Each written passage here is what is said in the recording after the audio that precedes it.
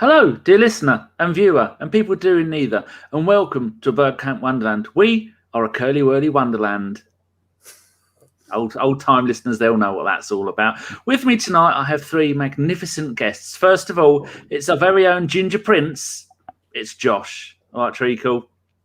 Hey, Dani. I haven't got any kind of witty rhyming introduction to bat straight back at you other than hello. Sorry. I like the cut of your jib, sir. Thank you. What? Fingers on lips. Moving from one Ginger Prince to a sexy brunette. It's our very own troublesome mischief maker. We expect him to steal Josh and run off to America anytime soon, but we won't put up with it. We've got our mate Piers. He'll sort it out. He'll make sure this shit doesn't happen. It's Chris Carpenter. All right. Do not ever put me in the same category as Piers Moron. Okay? I will walk off this podcast. Don't make me walk off this podcast, Dani. The only reason, let's be honest, the only reason anyone's tuned in tonight is to hear me and James moan. You and Josh are just here for the ride. So, don't... actually, no, Josh is important, but you're just here for the ride. I'm only here to press go. I press go and then I shut up. The thing everybody wants to know, if you and Josh have a baby, what colour will its hair be? That's what people want to know. Pink! Fucking hell. That is lovely. And finally... my third guest is the only reason I have Instagram to see pictures of him. Oh, Josh has had enough and gone. Pictures of him, his wonderful wife, and his smashing little chap. And I don't mean his winkle. It's James Ralstukes. There is actually an Instagram account dedicated to my little winkle. If you want to follow that one as well, I'll send you the link. Is it run by Jock? Yeah, it is. There are several, mainly photographs of him dressed as various historical figures over the ages, Gandhi, for example. Oh, lovely. How very 1970s. Jock was going to be here with us tonight, but Chris stamped his feet and went, we must start at 7:30. I need my beauty sleep. And Jock went, I can't be here till gone 8:30. So we're going to have another podcast later. We're in Scotland time. With Jock on, and maybe James, maybe we should just give you and Daniel and Jock the keys to ABW and you do your own podcast, because I'd watch that. Oh, Jesus Christ! Are you sure that's a good idea? It'd be fueled by Iron Brew as well. Yeah, I mean, if you want us to do it, I'm sure the other guys would be more than happy, and I'm game. But on your head be it. Well, we did take Chris's The Football Hipsters onto ABW, and he managed 3 shows before he gave up and doesn't do it anymore. Well, in fairness, a global pandemic kind of stilted our progress a bit, So pandemic, schmandemic, get on with it. You can do it from your house. It's not like there has to be anything to talk about. All we need to know about Football Hipsters is that Inter are going to win the league. That's all you need to know. And people of mine and Josh's talents, we need to, we brought back the 3 episodes to wet the whistle, if you will, and we'll come back stronger when football's actual football again, which I'm sure we'll come on to. Well, you've not missed anything apart from the French Leyton Orient got knocked out of the FA Cup by a Division 4 team, and Inter on top of Serie A. Other than that, what is there to know?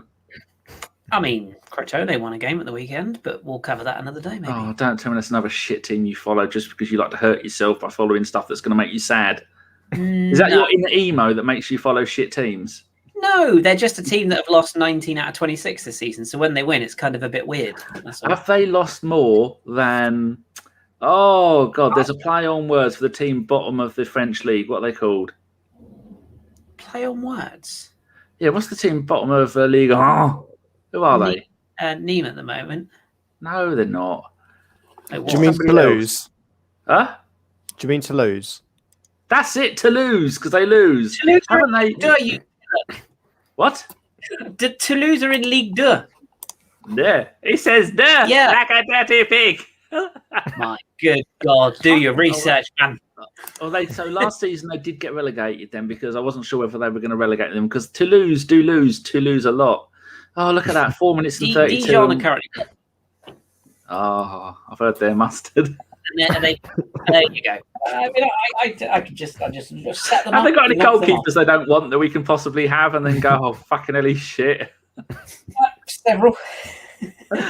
Anyway, let's say hello to a few people that have bothered to turn up for this shambles of a show. There's Phil Macker in sunny Norwich. There's Julio Salmondo, who has now moved to the Baltic areas of the world because he's on the run. That's his actual name, Julian Salmon. That is a glorious name.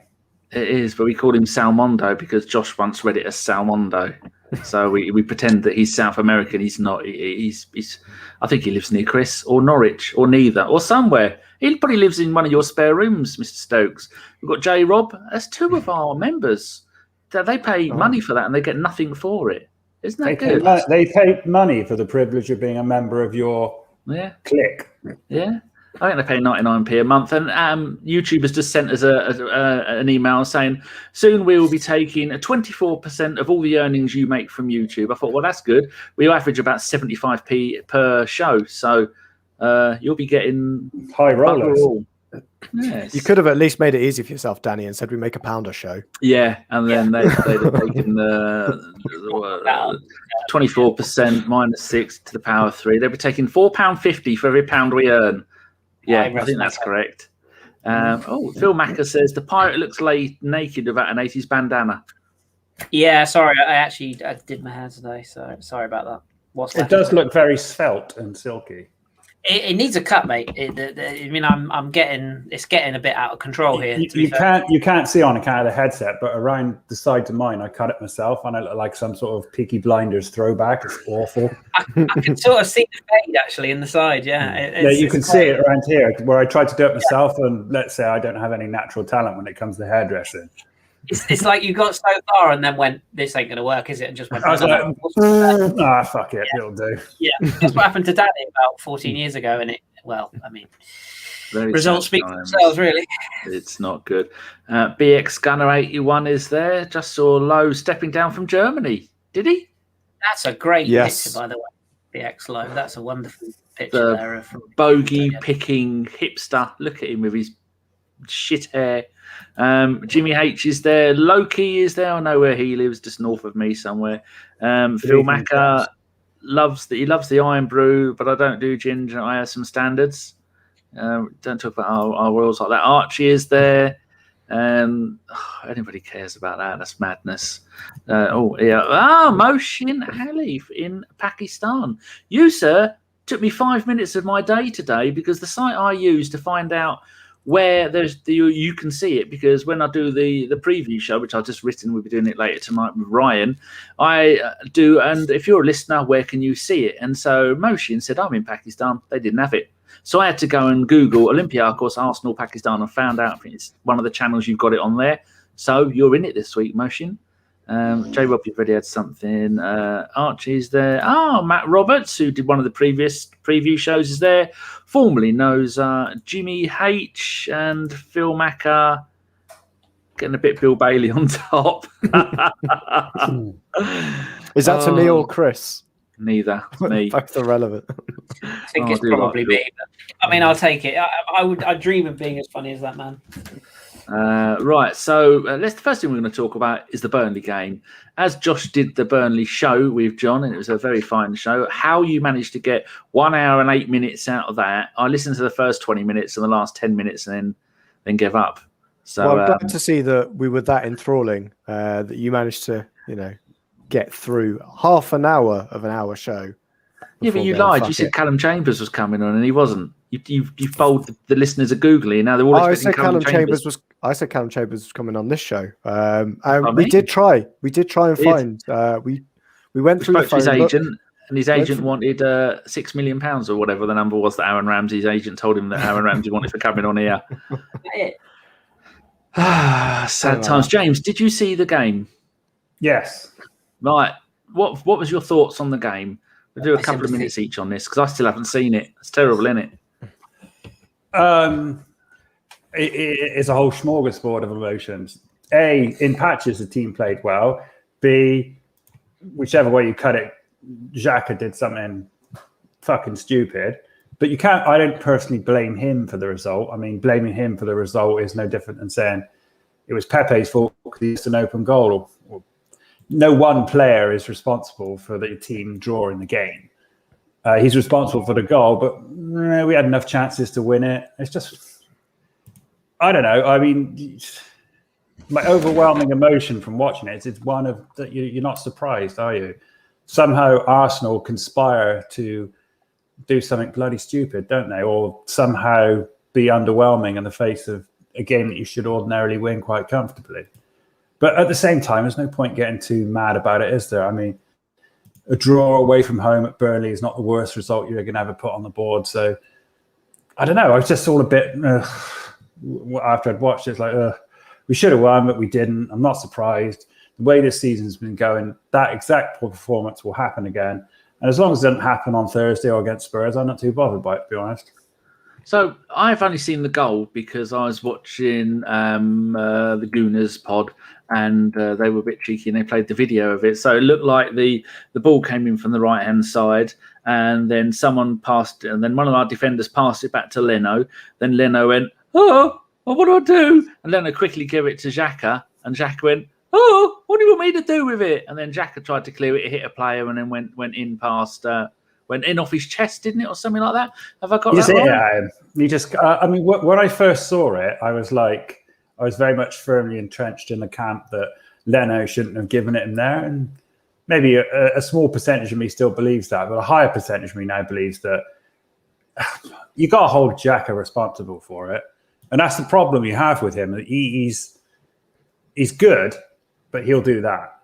I heard an analogy about it somewhere else, and I can't remember where I heard it, but. Someone said it's like Xhaka's like having an employee that puts in good performances for 2 months, but every now and then will punch a customer in the face. And you've got to ask yourself, is it worth having that person around? Yeah, I think we're still at the case where we've got a couple of players like that still in the squad. Yeah, David Luiz is the same. Yeah, exactly. And it's the problem that you can't have, 2 employees punching customers at different times. They very rarely sync them up together and have an awful game. But when you look at what we've got in our midfield as well, there's not many other options. People calling for Dani Ceballos. Do they not remember Benfica, where we nearly got knocked out because he had an absolute horror show of a game where 2 mistakes, wasn't it? 2 mistakes nearly cost us going out. I know it's an inferior competition, but we still should be getting through games like that, and we can't have people shit in the bed. But yeah, that's the kind of worry for me, is what do we do with the midfield until the end of the season, because we can't get anyone in now. Just got to really hope Partey stays fit. So you ain't got to worry about, because I don't think you can really say it's Xhaka's fault that Xhaka's the second best midfielder at the club. I mean, that's something I personally think needs to be addressed. I mean, I don't dislike him. I don't think he's a bad footballer. He's just one of those players that's going to do what he did on Saturday, and he's going to do it again, and he'll continue to do it. And it's only a matter of time before he does it at the least opportune moment of all. I'm just getting people's questions from Twitter, and I've got the 2 that have already been put in our chat. Chris, what's your thoughts on the game? Can we, like Josh was just saying, that in the Benfica game, Ceballos made a couple of errors that led to a goal. It was Leno and Xhaka's fault that goal happened. People are shouting and screaming that it's the manager's fault, but he doesn't tell them to go out there and do it. Now, he picks them, but like James was just saying, Xhaka is probably the second best midfielder at the club. So where's the lay problem? Put those words in the right order. Well, you've just laid out the problem there when you said Xhaka is the second best midfielder at Arsenal Football Club. There's your first issue right there in a nutshell. For once, I'm actually going to defend Arteta in this one, because I don't think it's the manager's fault, because the players are carrying out his instructions and not very well in this circumstance. My kind of issue with this whole goal, I do blame Xhaka, and at the same time I don't. I blame him in the extent that he makes a bad choice. He's a couple of other people have mentioned this. It's what I call the El Nene pass in that position. Just take a touch, fire it out to the right back, the left back. It's very easy. I'm not sure if you look at the trajectory on the attempted pass that he tries to make before kicking it into Chris Wood's square frame.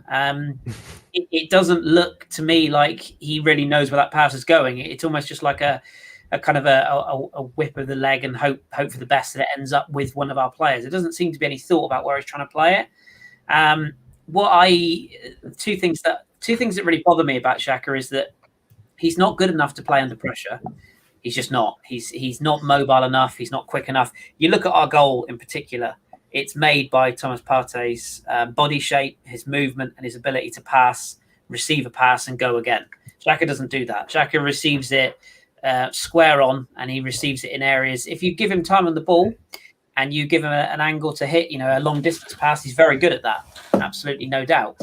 But you don't get that sort of time in the Premier League and in Europe. You just, against anybody that's got a brain, will press you. If you play Leeds, no problem. They'll sit off you and let you play over the top and in behind and whatever you want.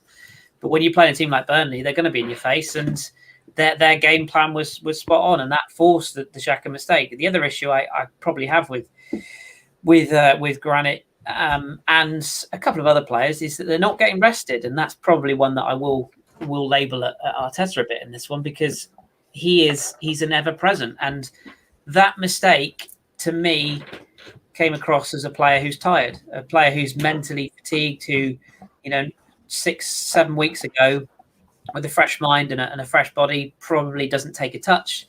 He just receives it and passes it on, or he screams at his goalkeeper, go long. It just had that kind of that sort of rushed element to me of a player who's a little bit mentally worn down in terms of how many games he's played and how much is on his shoulders. And I don't really think the manager trusts anybody else. And you said about Ceballos, yeah, he made a mistake in Portugal, absolutely held his hands up, and rightly so, it was a mistake. But for me, he gives us so much more than Xhaka does, just on the ball. His work rate's far better. He's a lot more mobile. He's not the most mobile, but he's more mobile than Xhaka is. That said, my fridge is more mobile than Xhaka is. And I just think he's technically a better partner for Thomas Partey. But I mean, that's a debate for another day. Because I was going to say, I think of the three, to play with Partey, the best choice is Elneny, because he'll just sit there and do the dirty work, and it lets Partey go forward. Yeah, that's also true. But that's what I was thinking the other day. Why does he keep playing Xhaka when Xhaka's got a fuck up in him? Ceballos has messed up. When was the last time Elneny messed up? Elneny just goes out there and does the job. But he's uncomplicated and he's not flashy, is he? Exactly. Which is what you want. And the thing sorry, Chris, you go. That's right. It's only a quick one. And the thing with Elneny is he'll give you 8 out of 10 every week. The problem is the 8 out of 10 that he's giving you is sideways and backwards, whereas the 5 or 6 out of 10 that Xhaka might give you every week also includes an assist here and there, a long pass that releases Saka or whoever. He actually can produce the odd moment of magic, the free kick, for example. Elneny will never do that. He will always just do the simple things, excluding the shot against Barcelona, of course, which I don't think we've ever seen since. But although didn't he hit one earlier on in the Europa League as well? It's a mighty rocket as well. Yeah, I mean, to be fair, Dani could have scored against them, but yeah, that's the reason Xhaka wants a player who influences games, whereas Elneny just kind of keeps games going, if that makes sense. I think the other thing is Granit Xhaka's got a left foot, and we don't have that in our midfield at all in that kind of area. And we know Arteta's a stickler for players with a certain foot playing on a certain side of the pitch and having them available. Don't know what you mean. And I think, we could go into our centre backs another time, or our wingers maybe, or our wingers, of how he doesn't want to play all three of our best wingers together, or best, creative players, because they've all got left feet. But I think that's part of the problem as well, is that he is so wed to his system that there needs to be occasionally a little bit of compromise. As Chris said, Xhaka's played a lot of minutes. It's the most of any outfield player this season that Xhaka's played. And when you saw Saka, personally, I thought he looked jaded. It may not be that he wasn't physically fit, but he didn't look mentally fit. Some of the decisions he was making were just the kind of signs of, like you were saying, Chris, some of these players need resting. And it's just by far and away, Xhaka and Saka have had the most minutes of anyone at the club at the moment. Yeah, there's it's weird that I was just thinking about the season, and I thought, I'm just looking at the stats, Josh, like you said, Xhaka has played 2,620 minutes, more than any other outfield player. The most is Leno with 3,072. And I looked at it and thought, hold on, how's Leno played 34 games this season? They've played Xhaka's 32, and I thought, but the season's 3/4 of the way through. That's the kind of effect that lockdown has had, and I still think this feels like the beginning of the season because things are just starting to fall into place, and then we're on a run of 3 or 4 games, and then we're on our arse for 2 or 3 games, and it's very disconcerting. Someone put something in here. Here we go. Paul Avis, what do you think about this, James? No doubt Xhaka will start on Thursday. He is the worst central midfielder I have seen at Arsenal, and we had Danielson. Is that a fair shout? I don't know if you can say that. I mean, shit, we had players like Eddie McGoldrick, for Christ's sake. I mean, Xhaka, you wouldn't put him in your top 10, that's for sure. And is he worse than Stefan Maltz? No. Is he worse than Alberto Mendes? No. I mean, Don't say Dave Hillier or Ian Selly because they are friends. I was actually, when I was younger, I was a big fan of Ian Selly. He said he's going to come on the pod. And David Hillier, he lives in Bristol, so he's all right by me. I don't know. Can you say Xhaka's the worst midfielder ever to play for Arsenal? I mean, sure, shit ain't one of the best, but he ain't one of the worst either. No, Chris, what do you reckon? He's not one of the worst. The thing is, like, maybe he means in recent history.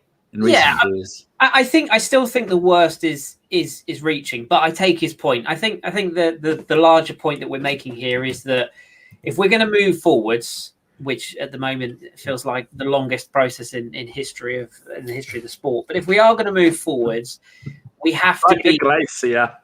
Yeah, exactly. With the Titanic attached to it, we need to be looking at better players than Xhaka.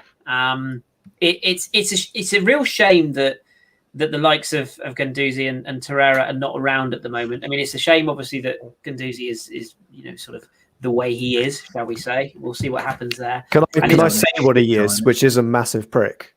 Well, yeah, but we've had plenty of those in our past, Josh, and they've been successful. That's true. One bit of training ground for us. Pilot, by the way, So, but I take your point. It's a shame that he isn't disciplined. Let's just say that much. And it's also a shame that Torreira just didn't settle in the Premier League. I don't think that's anybody's fault.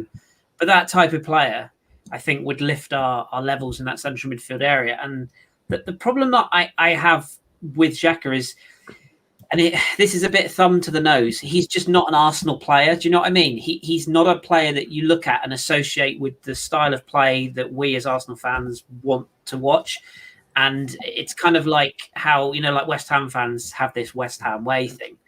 Nobody can really explain to you what the West Ham way is, but all they can explain is it's not Mark Noble. Do you know what I mean? It's kind of, I just need dynamism, a bit of creativity. Thomas Partey is a big bloke, but he glides across the pitch. His work rate is immense. His passing is effortless. Xhaka, to me, we used the analogy for Fridge earlier on, but it's just almost like everything he does is 2 steps slower than it needs to be. And if I'll stop on this and let Josh have a go. If Xhaka was in the midfield of Newcastle, Burnley, even like Fulham, would you say got the police outside their house? Yeah, that was me. Sorry, they're coming for me. Would you say, oh, that's a player Arsenal should be going for? No, but yet you look at someone like, who maybe Josh can elaborate on, Yves Bissouma at Brighton. He clearly stands out. No offense, he's far too good for Brighton because he's athletic and he's strong and he's powerful and he can tackle and he can foul just like Xhaka can, but he's got more to his game. And he used to play in France. I would say he is. Well, he is the player that you promised us that Michel Seri would be in the Premier League.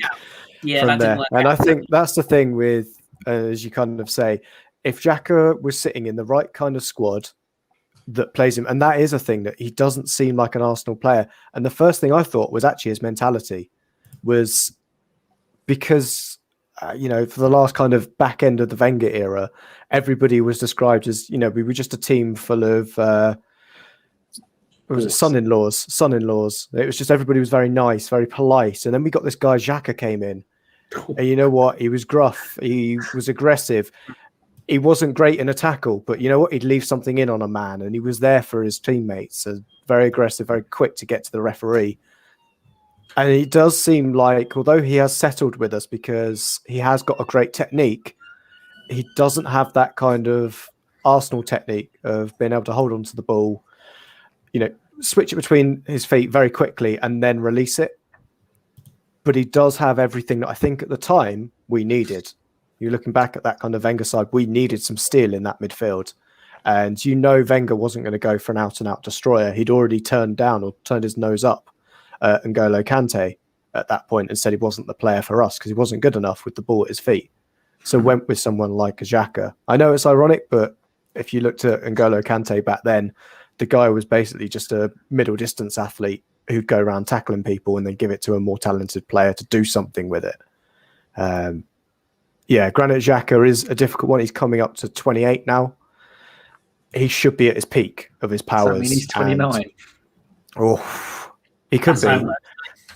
Yeah, he's nearly 29. 29, and I think that's the thing that you look at it. We bought this kid. Well, let's say kid. He was 23 when he came in. So he's been here for 5 seasons. Haven't. Yeah, well, I know that's the crazy thing about it. When you kind of reverse it back, you realize we brought in a 23-year-old, and he hasn't really kicked on from where he was at Gladbach. He's kind of stayed similar, and I think he was one of those players that didn't necessarily, wasn't going to progress as much as he would, but I think has still been like a consistent player for us in that sense. Swiss, isn't he? Like he's very, you Neutral. look at that Swiss, you look at that Swiss team. I like Sweden. I follow them closely, but Sweden's the same. You look at their squads and you go, there's not really a lot of flair in those sort of Scandinavian teams. Norway was the same until Haaland did Haaland things. But he's very, he sort of screams, hello, I'm a Swiss international playing for a sort of second tier international team. It's like. And I think when you look around, especially when we were speaking about players at other sides, it does always look like the grass is always greener as well. Obviously not Sarana Basuma. I think he is a superior player, but you could look through any of those bottom sides and say they do a job at the moment. And that's a damning indictment of the quality in the midfield rather than are they better than Xhaka? It just shows you how low that bar is. Would you not reckon attribute-wise, Basuma's a little bit in the same similarity bracket as Thomas Partey? And that maybe Thomas Partey would be benefited by someone who's not the same as him next to him? I think he can... Yeah, I think there does need to be like a chalk and cheese in the midfield rather than having 2 players that are so similar. Basuma's got I'd say he's got a longer range of passing. I've seen more of Basuma than I have of Partey, to put it that way. Certainly this season as well, with all of his injury issues. But I think, and I kind of come back to it as well, I've got a nagging feeling that if we're going to replace Xhaka, Arteta's going to want to find a left-footed defensive midfielder.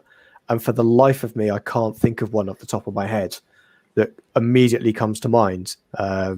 And I don't know if anybody else can as well, because that's the problem. I could reel off Definitely Kim Kallstrom. There we go. There's one. If his back's all right. Either way, it doesn't matter. No. But Chris, is there anyone that comes to mind immediately that you think... I think one of the things you kind of got to bear in mind that if the price is right, we're not afraid to go and do aggressive business. That's something that's changed in the summer. Thomas Partey was there. And we just went last day, all right, up yours, Atletico. We're having him. 50 million, straight down, signed off by the Cronkies. He's our player. So is there anyone that you can kind of think of that... What's the guy at Dortmund? Didn't he left-footed? I can't remember his name. Not Emre Can. No, blonde-haired German. Oh, Julian Brandt. Yeah, him. He's more of an offensive, sort of creative player, I'd say. He's not really a CDM or in that mould. I can think of a few defensive midfielders, but as hipster as I want to be or would like to be, I couldn't tell you if they're left-footed, so I might have to look them up. There is a lad at Ajax who would fit the bill called Ryan Gravenberch, who's who's potentially got the athleticism as well as the defensive capabilities. Frankie de Jong is probably the archetypal signing. We couldn't afford him. Don't get it wrong. I'm not saying we could go and get him, but he's the type of player I'd like to see Partey with, because he's dynamic. He can tackle. He can break lines. He can pass. He's kind of got a bit of everything. And the problem you've got with, I think, a lot of Arsenal fans that are, am I going to go here? Yeah, I'm going to go here. Not very educated in football, is that they... Oh, snap. Not anyone on this podcast, of course. We're very well educated, don't you know? Chris, you really needed to do, before you said that. I should have, shouldn't I? Yeah. Partey, yeah. I'll never do that ever again. He's not a defensive midfielder. And when we signed him, lots of people were like, oh, finally, we got the DM we needed. No, that's not what he is. That's not his job at Atletico Madrid. That's not his type of player. He's a deep-lying, creative midfielder. That's what he is. The reason people think he's a defensive midfielder is because he's big and he's strong and he's powerful and he's an athlete. That doesn't mean that he's a defensive midfielder. It just means that he's a midfielder with defensive creativity.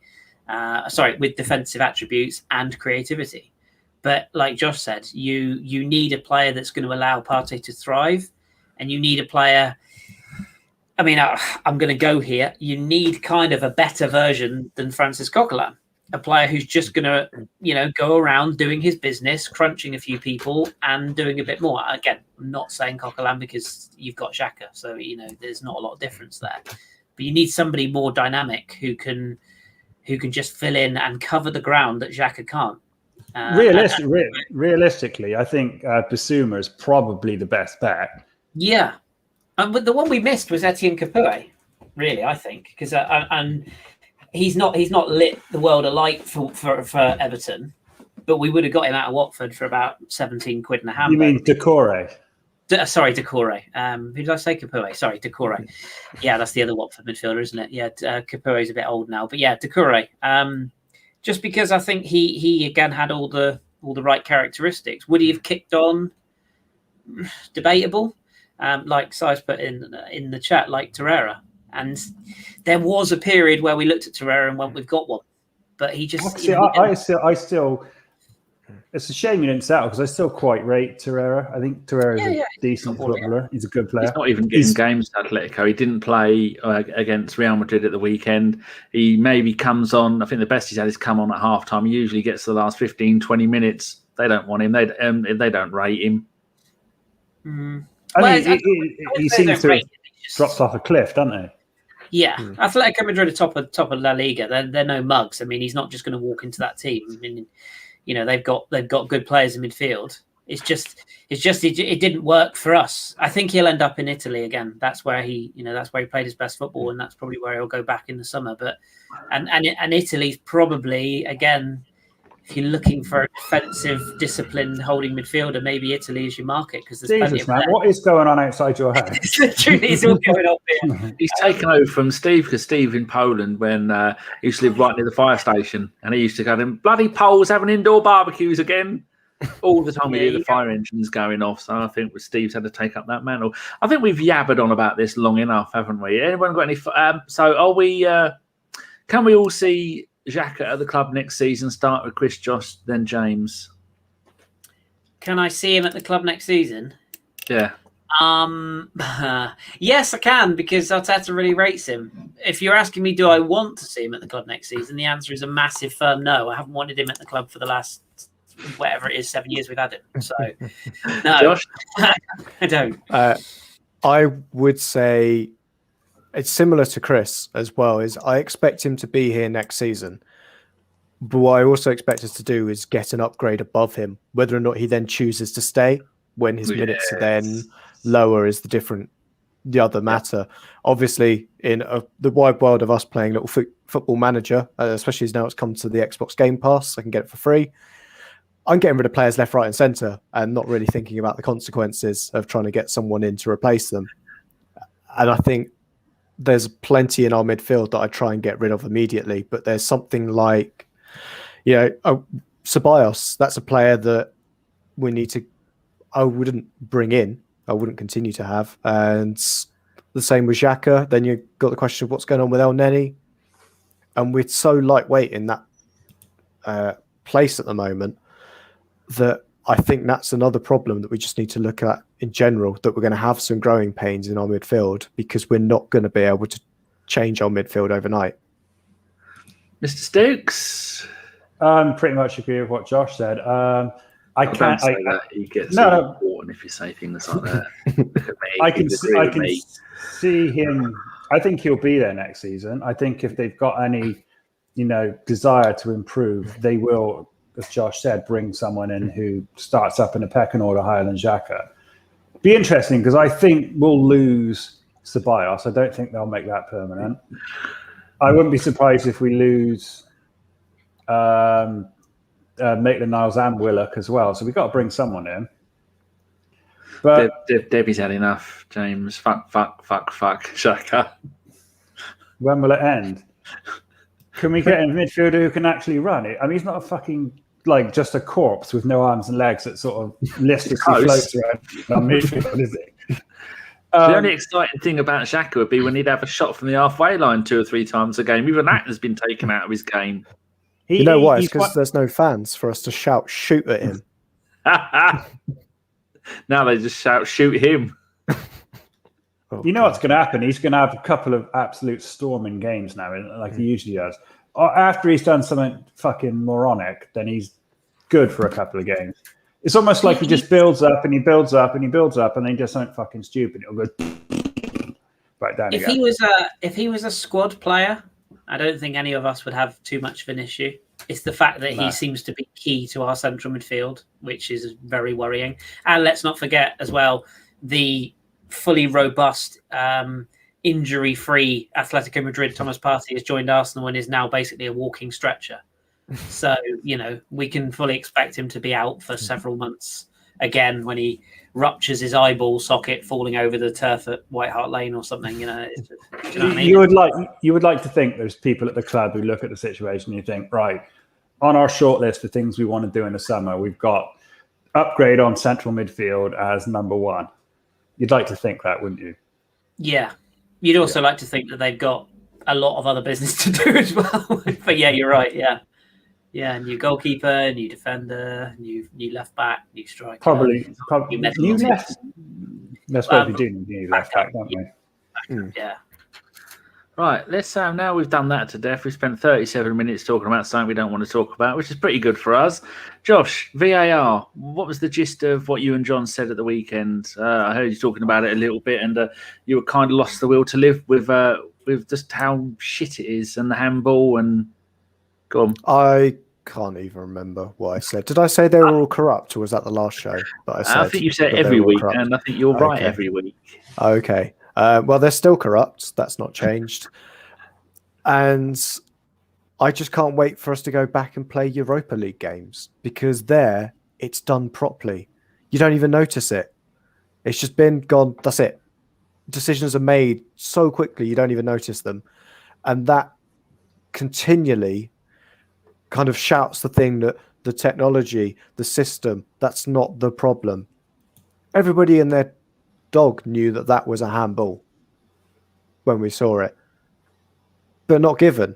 And there's just got to be something else in there. And slowly I'm peeling back the layers of tinfoil on my hat, and it's just becoming a normal one because this just seems to be the case that I don't understand how that decision has just not gone our way.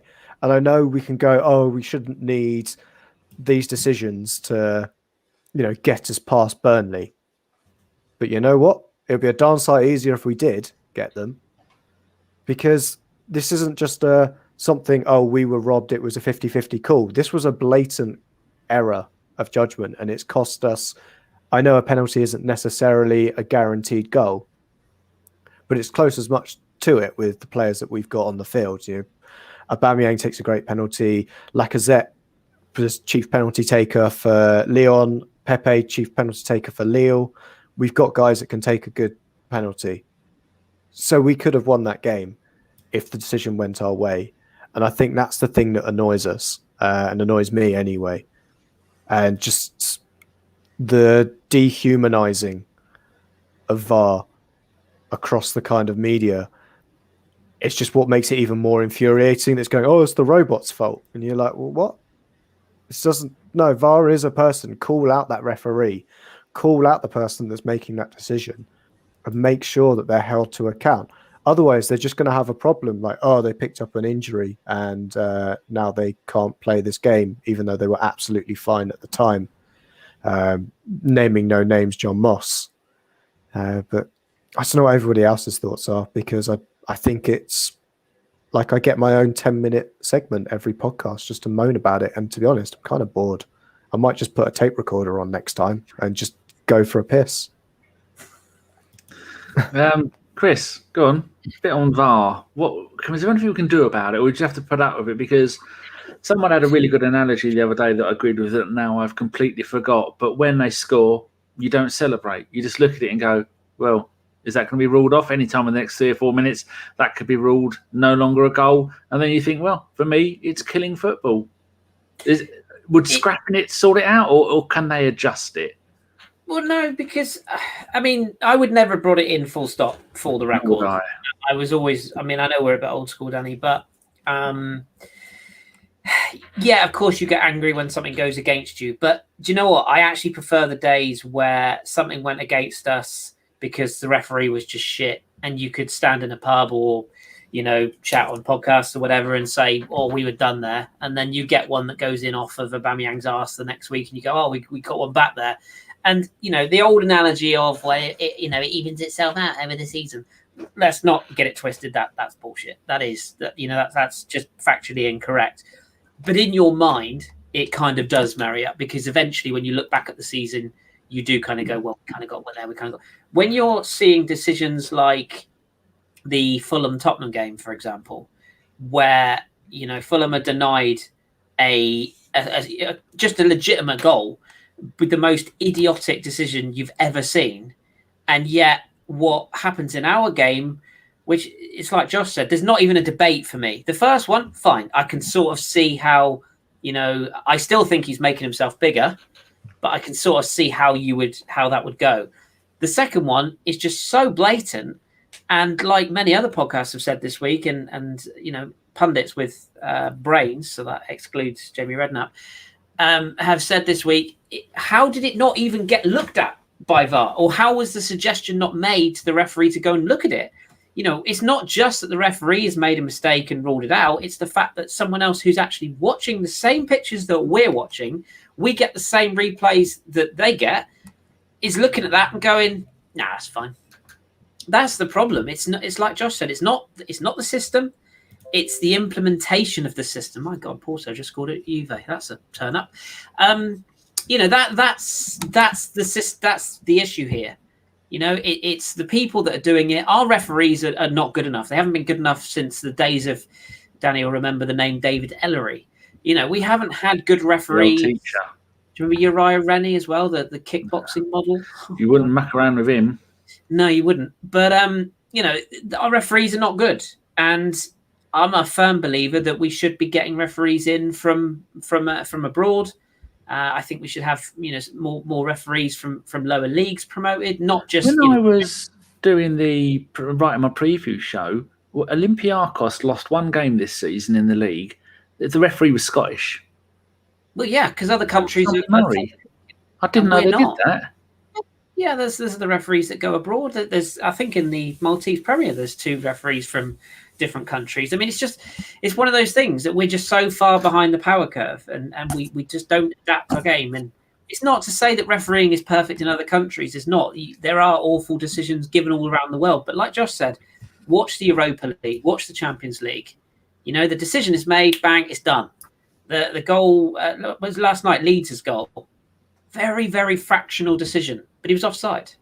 You know, and it was done fairly quickly. So why is it they can do it sometimes, but not others? You know, and you can't refer every decision, of course you can't. But when it's that obvious, you know, and just to, I'll wrap up on this, like Josh said, it shouldn't have been relevant because we should have been 3-0 up at half-time. The game should have been done. Just like Wolves, we should have been 3-0 out the gate before David Luiz did what David Luiz does. But that doesn't change the fact that in that period of the game, if we score that penalty, we win the game. That's it. End of story. you know, and if we have a penalty like that given against us, we'd probably lose the game, you know. So it's just, and how many offside calls have we had? You know, what do you reckon, Stokes? What do you reckon? The way I look at it is, again, I'm going to agree with Josh because that's my trend for today, is agreeing with what Josh says. But he's absolutely right. The system is good. The system makes sense. The system and its implementation is the problem. It's like any technology. People like to say the technology is the fault, but it's not. It's the people using it, and they've got just a selection of the dumbest motherfuckers on earth to actually look at the reviewed footage. I mean, how you look at that decision and you look at the David Luiz penalty and how in the name of all that is holy, they've come to those conclusions that it's a red card and a sending off and it's not a penalty from looking at those images. Anybody with any semblance of intelligence would look at that handball and think it's deliberate, it's a penalty. It physically can't be anything else. It's just baffling. It's just maddening. You look at these decisions and you think, yeah, we can't really sit there and point fingers at conspiracy theories and referees and corruption and not take any accountability of ourselves as a team, because we should have won the game. And there's no getting away from that. But something has to be done. Those decisions are as bad as decisions that I've ever seen. And it's not coming to the point where it's just, you know, random coincidence and it happens once a blue moon. It's happening on a regular basis, and not just to Arsenal. The Fulham example is it's just this system was supposed to come in and, you know, sort of do away with terrible decisions. And it's arguably making worse ones. I mean, I think it's just highlighting the incompetence, or like doubling the incompetence of the match day officials, because they're getting a second look at it and still fucking it up. It's just, you look at it and you think, really? You're going to come with that decision? You're a fully paid, supposedly competent referee with X amount of experience, and you've made the kind of decision that a fucking 2-year-old randomly hitting keys would come up with. Did anybody see Arsene Wenger's plans or ideas for how you change offside? Because I saw on Sky Sports News, they tweeted it because I don't watch telly anymore. They said that someone is trying it out. Now, I know before when they were trying out new rules, they try them at non-league level football or amateur football. Has anyone seen the idea that Wenger had? It's just the daylight rule. Daylight, yeah. And it's being trialled in the Chinese 4th division. Yeah. Oh, Chris knows about that, Chris. Yeah. That's kind of pirate level. But you have to start somewhere, don't you?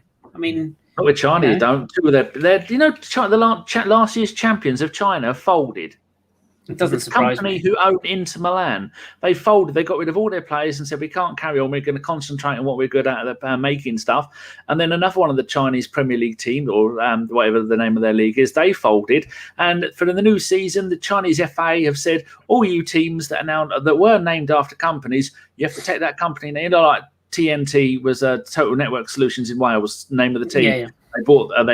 All that's changed in China. So nearly all the top league teams in China have all had to change their names. It's the reason why Marek Hamsik is now playing in Sweden, of all places. A Swede messaged me about that, and they said, "Go on." It's a massive, huge signing for them. But because he needs to play football, so he's had his contract annulled by Dillian Falyang or whatever it was. He's Gothenburg, not AIK. That's right. Sorry, that's what it was. Yeah. What is AIK? No, AIK is Solna.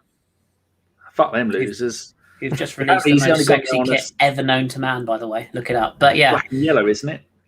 Yeah, well, black and gold, yeah. But no, yeah, I mean, I like the idea. I think Arsene was, I mean, the thing is, whether you loved him or you didn't love him, you know that Arsene Wenger loves football, and you know that any idea he has is for the good of the game.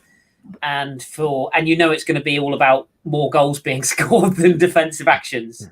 So that's what football's about. Football is about goals. Yeah, exactly. Like years ago, they changed. I mean, someone put in the chat that things are not working when they changed the rules to offside halfway through the season. They did that a couple of years ago. We started off the season with everything was a penalty, and I went, "Oh no, there's been 500 penalties in the first 6 months of the season. We'll change it all." But that's a great goals. point.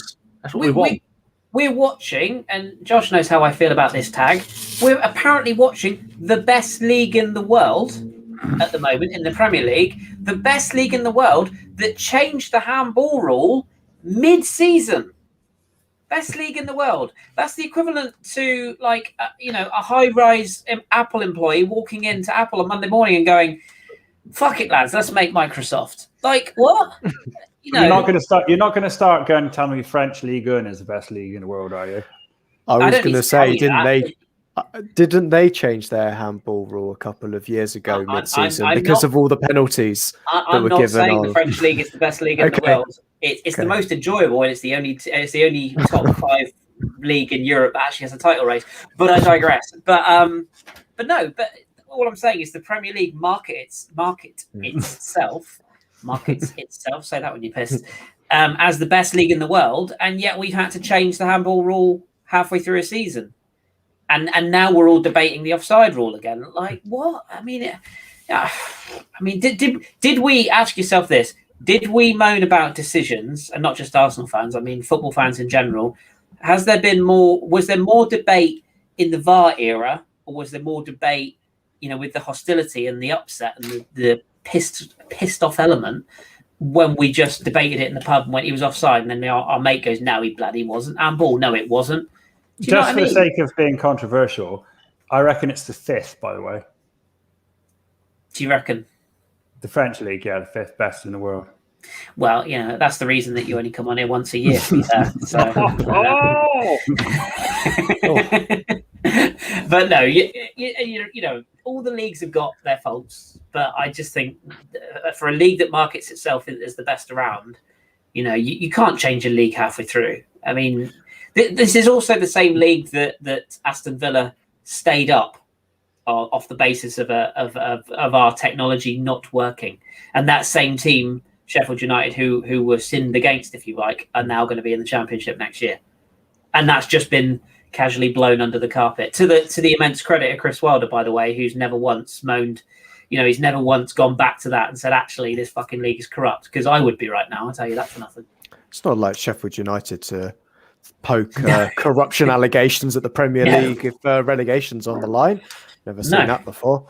Brilliant point on a podcast. I don't know which one it was. I listened to quite a few.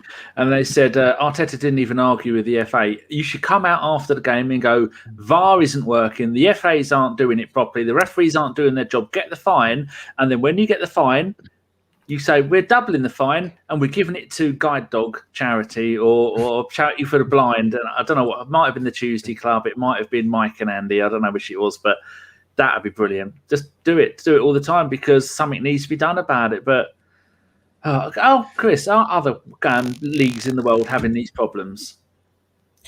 Not. I mean, we see it probably more because we're in this country. So, the coverage is more pronounced here. I don't know. I mean, again, I can only sort of speak for Ligue 1 because it's what I watch the most of. There's been a few incidents over there. That there was a very controversial call in the Lyon game a few weeks ago that Lyon fans have all got very upset about. Can I just say one thing? How apt is it that Lyon have got a player called Ouar who plays in the Farmers League? Brilliant, isn't it? Yeah, I know. You gotta love that. You gotta love that. But yeah, I saw another terrible decision. The ball was in, I think it was in the German league. The ball was about to go out, and there's a bloke warming up behind the goal to the right of the goal. And just as it was about to go out, he stopped it and he got sent off for it. Yeah, that was last season. Yeah, I saw that. Yeah, it's the same league that they had the ghost goal and they had to replay in the Leverkusen game, wasn't it? But and there was the other one in Germany where he made them come out during half time to come out and take a penalty. Yeah, but they got the right decision. Yeah, and we also had the Brighton game where Brighton Man U full-time whistle was gone. Yeah. All the players walked in and a load of hedge funds had money on Bruno Fernandes scoring a penalty. Back we go, penalty, 90th minute. Yeah, and so he'd blown the whistle to end the game, Josh, and then called, and they were going. That was last season. The game was over last season. Bookmakers had paid out on a draw, hadn't they? Yeah. And then they all went back for a penalty.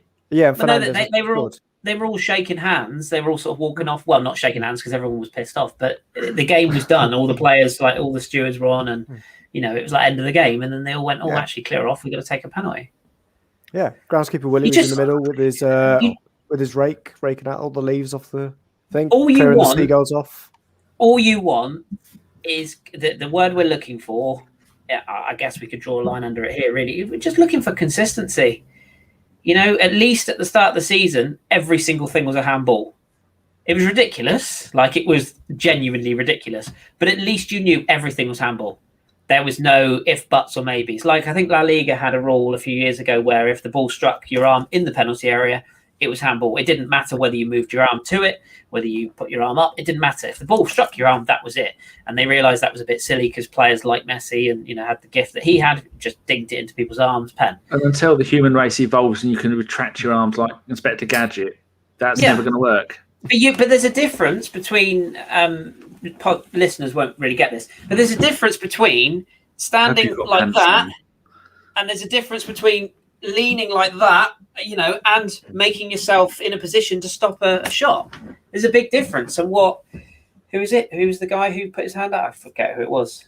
Peters, wasn't it? Peters. Because it's the same guy that then shouldered it off the line. Off the line, yeah. And don't forget, he's ex Stoke scum, so he's got previous. But he clearly has his arm like that, and he lifts his arm up, and it stops the path of the ball. I mean, just that's all you want: consistency from people, and from referees to, I'm not saying they should be interviewed like everybody else thinks, but take some responsibility. Come out after a game and say, "I've made a mistake there." But they're all they're an endangered species, aren't they? Oh, we're going to protect our refs. Oh God, What do you think about this bullshit about applauding them onto the field? That's good luck. Just ask Josh. Ask Josh for his thoughts on that. I can imagine. I can't. I nearly got struck off last time I said what I thought about that. What happened to Mike Dean is unacceptable in terms of the abuse. But that's just. But when you act like Mike Dean does, you've got to expect to take a bit. Do you know what I mean? Not abuse, but you've got to expect to take a bit in terms of, banter back and forth from players. Never happened. It's like in Highbury when one of the last games there, and we were playing Spurs and we were doing Sol Campbell's won the double, and the tannoy said, "Could you please stop singing that?" So everybody sang it twice as loud and twice as long. Fucking idiot! Who do they think we are? Sheep. Josh, I've sent you a list of all the questions via Twitter DM because I can't be bothered to paste them all in our chat one by one. Because the morons who run StreamYard sold it for 250 million quid, and if you cut and paste stuff in there, it just takes that. No, there's no word wrap in there. It adds it all as one long line of text. That's worth 180 quid a year. You fucking morons. Right, Mr. Stokes, did you hear about the finances and/or do you care? I didn't, and I don't. Fair enough. Does anybody here care? Anybody in the chat care? Any of my cats care? No? Well, we lost 13 million 2 seasons ago. We lost 51 million this last financial year. We'll start with you, James. How much do you reckon we'll have lost this time next year? What do you reckon the number's going to come out? And you win a potato if you hit it right. Just run those numbers by me again. The steady decrease The last financial year, 2020, we lost 51 million. The year before that, it was 13 million we lost. According to, should say that it was Swiss Ramble on Twitter who did all of this lot. So go and have a look at what Swiss Ramble did. He has done a magnificent set of about 5 or 6 tweets and breaking it all down and putting it in all nice and organised charts. Yes. So you want me to predict how much we're going to have lost throughout this season, yeah? We'll come back to you this time next year. Well, you consider there's no fans in the ground for an entire season. It's got to be more. So I'm going to say 83.5. Oh, the Hot FM for all your contemporary jazz. Josh, what do you think? I would go. It's probably the same, to be honest, because although we don't have fans in, I remember certain clubs when they were saying bringing back the small amount of fans in, they were making a loss on running those games. So it's probably just 50 million again, especially with how the things like transfers are accounted for. Like Thomas Partey doesn't come off the book as £50 million straight away, even though that's how we paid it. This last financial year, there was where's Fife when you need him? There's 100 and something million of amortization. I think that's the first time I've ever said that right. A round of applause, please. Thank you very much. You can add it in post. Hey? Chris, have you got an idea? Sorry, remind me of the question. I was reading the questions. Just pick a number between 1 and 500. 7,496.3. Excellent, because that is a number between 1 and 500. That shows how much attention you are giving us. Right. Before we go to that deliberately, by any chance, there? No, maybe. No, you wouldn't do such a thing. Something I added to our list because it's been a bit of controversy this week. Start again with you, Mr. Stokes. What do you think of Ian Wright and his shambles of a display on Match of the Day, taking the piss out of Lacazette, going over? And they, if anybody hasn't seen it, on Match of the Day in the UK, you got Gabriel is the host on there, Spurs and England darling, and he's an absolute arsehole, and most people fucking hate him. And you had him on there, Ian Wright on there, and there was another player, I didn't see who it was, another person, because probably Alan Shearer, I don't know. And then at the end of the game, they went, "Oh, let's do a Lacazette," and they all rolled. Those two fell off their chairs onto the floor screaming, and then Wrighty just sat in his chair going, "Oh!" Went along with it because apparently at the end of the game, Lacazette hurt himself and screamed, like most people would do when you hurt yourself. So, what did you think about Ian Wright's actions, James? I love the guy. I don't agree with you. Don't make fun of your own like that, especially when you see the videos where he seems like he's quite pally with Lacazette and Aubameyang. I think the underlying thing that aggravated me about that is, would they be doing that for Harry Kane? And Harry Kane is by some distance the worst practitioner of fucking simulation in the Premier League. Perhaps tied joint with Salah. The two of them, unbelievably bad. Lacazette, maybe he dies now and then, but by comparison, he's not even in their league. Not when it comes to that kind of play acting horse shit. And what irritated me, would they have done it for Harry Kane? No, they wouldn't. Would Lineker have done it for Harry Kane? Not in a million years. I think it's just some cheap, contrived bullshit from people who should know better. And as much as I love Ian Wright, and I do, and I wouldn't hear a bad word against the man, I think he's just one of those brilliantly positive people, and I love him. And I don't agree with what he did. You don't do that to your own. So that's the third time Ian Wright has now annoyed the Arsenal fan base. The last one is when he did a picture of Ashley Cole holding the Champions League trophy and said he was right to leave. He actually blocked me on Twitter for that, but then something happened and I got unblocked. I don't know how that happened. And another thing that happened, Josh, is there was an interview this week that I saw that Shaun Wright-Phillips said he wanted to sign for Arsenal, and his dad and Wenger wanted to sign him in the summer. And Chelsea wanted to sign him now in the January transfer window, and his dad told him to go and sign for Chelsea. So I think there's some people that may have it out for Ian Wright. What's your thoughts? If I remember rightly with that story, they really needed the money, Man City, and they needed to sell Shaun Wright-Phillips to get through to the end of the season. And I think it was more down to that rather than Ian Wright telling people. I think there's something lost there in that story. And it's not like Arsenal fans to occasionally twist things to make us look like victims. In that regard, and I'm fairly positive that there was some serious issues that Man City needed to sell, and I think you kind of take that slightly differently. And yeah, maybe we did want Shaun Wright-Phillips to come to us, but I'd almost ask why he wasn't in our academy to start with, and why he even got to the point that he was at Man City. Didn't he start at Nottingham Forest? I think he might have done. He might have started because Wrighty was obviously up in that neck of the woods then at that point towards Burnley, which is probably why he was at Man City. If Wrighty was at Burnley, I don't imagine he lived in Burnley. No, he only went there because his mate was manager and ended his career there, didn't he? Mm-hmm. Chris, what's your thoughts on it? I mean, it'll blow over and everyone will love him again, but... Yeah, two thoughts come to mind on this, really. I think Stokes is right. It's not great to take the piss out of one of your own.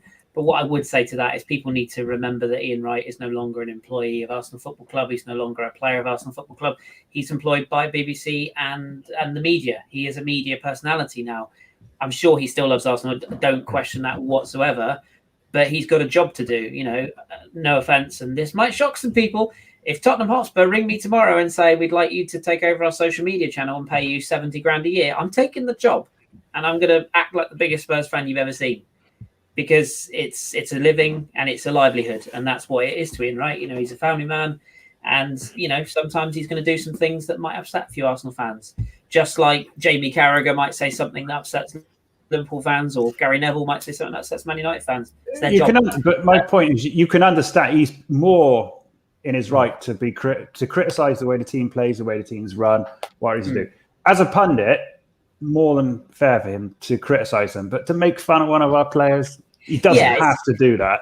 It's not in great taste, is it? And that's what I would say about Match of the Day. I genuinely can't remember the last time I watched Match of the Day, mainly because I've kind of fallen out of love with English football in the last 12 months or so. But Gary Lineker is a very good presenter, to be fair to him.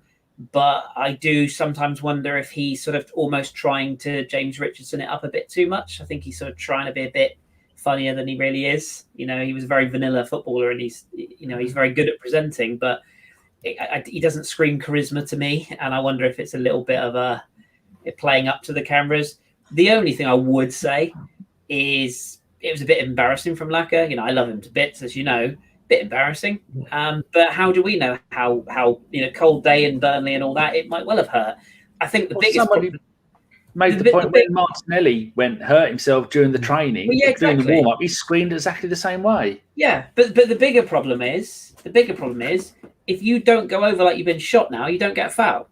Especially for Arsenal. So do you blame Lacazette? You know, as Stokes said, unless you're Salah and you throw yourself to the floor, or you're Bruno Fernandes and you just roll around and then look fucking innocent, and like butter wouldn't melt between your massive front teeth. I know I want to talk. Sometimes you have to do what you have to do to get a decision.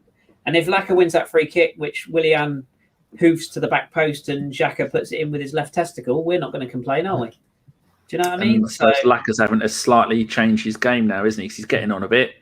And he can't just rely on being. Not that he ever really relied on his pace, did he? He was a very similar player to the way Ian Wright used to be. Just always there, ready to put stuff in. And is Lacazette going to be here next season? Do you think?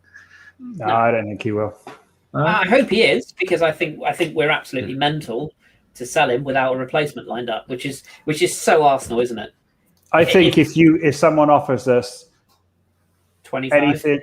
Anything 20, 25, even 15, when you consider he's only got 12 months on his contract. I think if someone offers that, they'll let him go. Yeah. But I'll have this bet with you, Josh, with you, Stokes, with you, Danny. I'll have this bet right now. If we do sell him, he will go before we've signed a replacement. I wouldn't bet against that. Unless Celtic need the money desperately to keep the lights on. Yeah. That's the thing. But then if they go through the revolution and, because they've lost the title to Rangers, there's talk of huge changes at Celtic, Edouard might want to be part of that. So, This is the same principle as the Xhaka replacement question, is that I can't actually think of anyone that realistically we could get that would be an upgrade off the top of my head anyway. Who's available? Yeah, exactly. Yeah. We've got nobody coming through because Balogun is off. Eddie's completely. I think he'll go as well. Yeah. I'd be surprised if he's here next season. As soon as Arteta gave him the public backing, he was gone. Like, it's just so obvious, wasn't it? Like, as soon as the manager does that and starts defending a player in the media, he's gone. And let's not also forget that. Do you remember that kind of sweet Emile Smith Rowe interview where he said Lacazette was brilliant with the young players? That's for me is a massive thing, because if you're looking to rebuild your club around youth, you need good influences in the dressing room. You need good, strong characters. Don't get me wrong. I wouldn't be averse to them giving him, say, an extra year. Yeah, I wouldn't give him a huge contract, because then we're back in the same as Willian, aren't we? We're back we don't want to be going that route. Not down the. Thank you for that, Ellis Mel. I saw that. Much appreciated. Yeah, you give him another 12 or 18 months, or you give him a year plus one, don't you? You've got a year, and then we'll come back in a year and discuss it again. But like I said, you know the ins and outs of European football far more greater than I do. Can you think of someone who you would want to come in and do? Because I think personally, you look at Nketiah, you look at Lacazette, and even Martinelli, physically and attribute-wise, are not dissimilar from one another. And I think we need somebody different. Yeah, I agree. We need a what we need is the 2021 version of Eduardo. That's what we need. Yeah, a player, a penalty box. Do you not think? And Do we need someone who's good in the air? A bit of a physical presence. I don't know, someone sort of vaguely French, nice beard, plays. I don't want to. I mean, I think I know what you mean. Giroud's one of those players where, that it's now he's doing it somewhere else. Everyone sort of forgets that as he had his good moments, but he had his bad moments as well. And I mean, you'd want someone with those physical attributes, but someone who's A, a lot quicker, B, then again, you look at players got all those attributes. You're looking at 70, 80 million to get them, aren't you? The problem is, if you want a player like that, he's just scored tonight for Borussia Dortmund. You're talking Erling Haaland, physicality with pace and power, and that's going to cost you 150 million quid. Oh, we're never getting someone like that. But exactly, that's the But you're right. You want a physical striker, but then I'm not saying we need one. I'm just saying that you look across the board, take Aubameyang out of the equation, look at the three strikers that we would put in that central role potentially, Nketiah, Martinelli, and Lacazette. They're all very similar. We don't have someone to mix it up. I don't think that's a bad idea. I don't think if we, let's say hypothetically, use Giroud as an example, if we had that player to come in and play as a centre forward, it just gives us a different dynamic in certain games, doesn't it? I think we need that. Yeah, and the problem you've got is you're trying to buy a player. It's the Harry Kane at Spurs situation where you're trying to sign a player. Lacazette loves Aubameyang, they're best mates, and he gets enough game time. Try selling the idea to a top-class striker that they're coming in to be back up to Aubameyang. They're not going to. They're just so. Then you've immediately halved your market, and then you really are looking at, like you say, younger players. That's why I think Odegaard would be an excellent signing because. I've not seen enough of him, but I mean, he sounds decent from what people say. I've never really watched him. He's no Sonogo, let's say that much. Like he's got a bit about him. I think he would take a year to settle, which is why I would give Lacazette a year. Because to his credit, Lacazette, I mean, he's had his detractors, but you can't fault his effort, you can't fault his application, and you can't fault his product this season. If you're taking that goals and assists have been nothing earth-shattering, but they've been respectable, they've been decent, and he's obviously a good example on the other players. I just think when he's in the team, he does sort of, like Giroud, but not to that extent. He's a very good enabler. So other people play well on account of him being there. He does a lot of unseen good work that helps the team. And ask yourself this, has he done any worse than Roberto Firmino at Liverpool? But nobody talks about him being finished. I know a couple of Liverpool fans that think he's finished and done. Yeah, well, I mean, fair enough if that's the case. But yeah, has he done any less than Anthony Martial, who's still billed as this superstar? The new Mbappe. I don't get that. He's fucking useless. Martial is. What? They've got. You'd have to have rocks in your head and shit in your eyes to play him over Cavani and Rashford. Yeah, I agree. What do you reckon, Josh? Well, yeah, it's just that problem of, as you say, we're not shopping in that kind of elite level. We're not targeting getting Haaland out of Dortmund. We're kind of targeting getting Haaland out of Salzburg. That's the kind of market we're in now. Is we can get those kind of level strikers, but we've got to get them before they're established. So that's where we're looking at kind of an Odegaard as a certain player there, or probably not a Memphis Depay, but someone who's either cheap and at a big side, coming towards the end of their career, or someone who's on the up and you're gambling that they're going to be the next break. And I think that's why we're certainly at the level now when no one can really name which player we should bring in. Because of the market that we're in now, it is very much about being quite smart.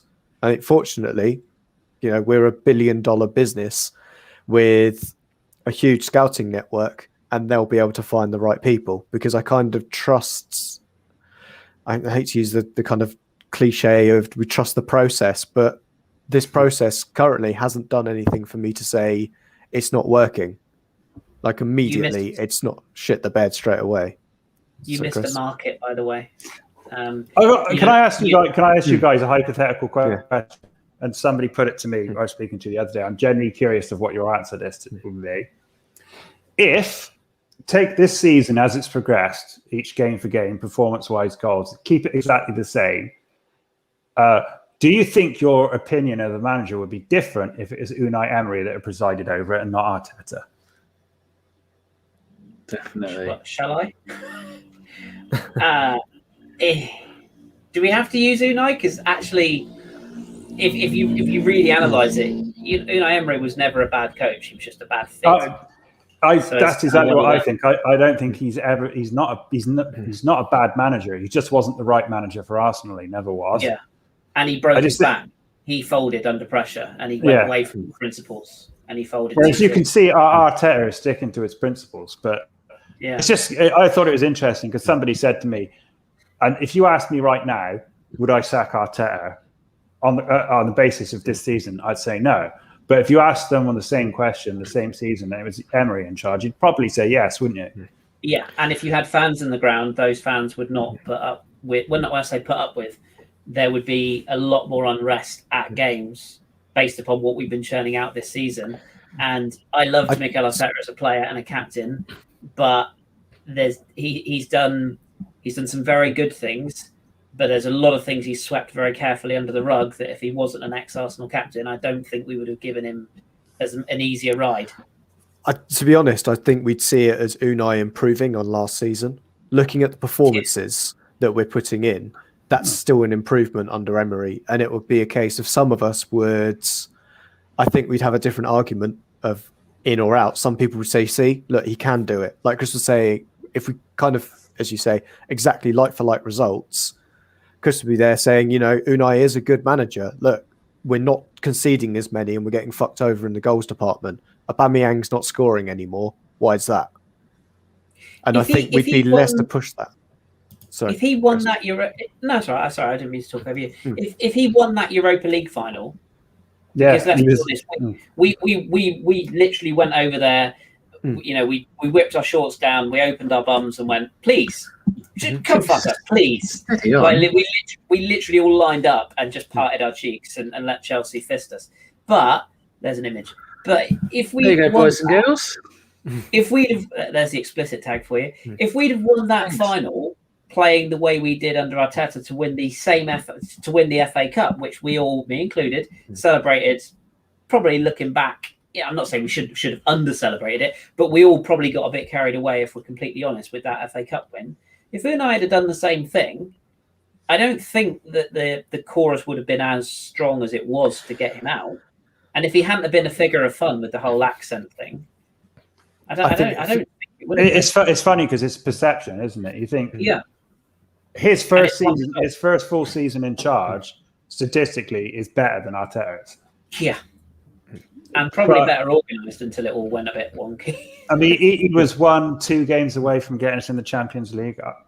Arteta won't get us anywhere near the Champions League. But it's funny how you look at it. But I have more confidence in Arteta than I do in Emery. I think if we... Sorry. Dani. I was going to say, if we kept... So if Emery gets us into the Champions League and we win that final, I think, to be honest... the problems that we've got with the squad would still be there and would blow up bigger than it did. That's the kind of problem. I think we delay the inevitable, and we'd end up. But there's a big difference to that, and I agree with you. But there's a big difference to that. If Unai Emery takes this Arsenal club now into the Champions League and fucks it up, he still gets fired. The difference is we're able to attract a better and more high-profile and experienced manager than Arteta, because they see we're in the Champions League and are more equipped to come and more interested in managing us. I think we still get Arteta. I think that was always what KSE wanted. Was they wanted? Oh no, Arteta. I agree with you. We would have still gone for Arteta, but I'm saying that if we had a spine and an actual proper backroom staff, we could have gone after an elite manager and said, "Well, okay, this hasn't quite worked out with Unai." Basically, what Man United could have done until they went for fraud. They could have gone bigger. There's part two to the question or the discussion I was having. If you don't mind, I'm going to ask you guys the same question. If, and it's a big if we're in the same position next season as we are in now, would you want him to stay? Josh? If we're in the same position now and Arteta's still the manager, I'd seriously consider looking at him because his position at the club, because he would then get another set of backing from, I'm expecting from the summer, that again, we back him well with players we want. We continue the clear out. We've already got rid of a lot of negative energy from the dressing room. We're setting it up for him to succeed as a platform. I think unless something else massive happens behind the scenes that completely blindsides Arteta and is the reason for our decline in form, then I can't see any other reason but to make a change at that point.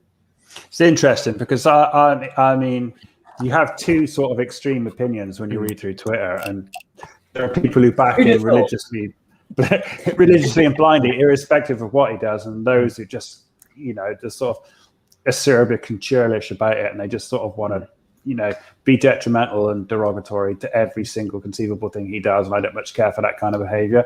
But I don't think he's shielded from criticism. I think you can't look at the positives without accepting that there is a good possibility that if we haven't shown improvement by this time next season, then the process that we're supposed to trust might not be working, and it might be the right thing to do to give that process to somebody else.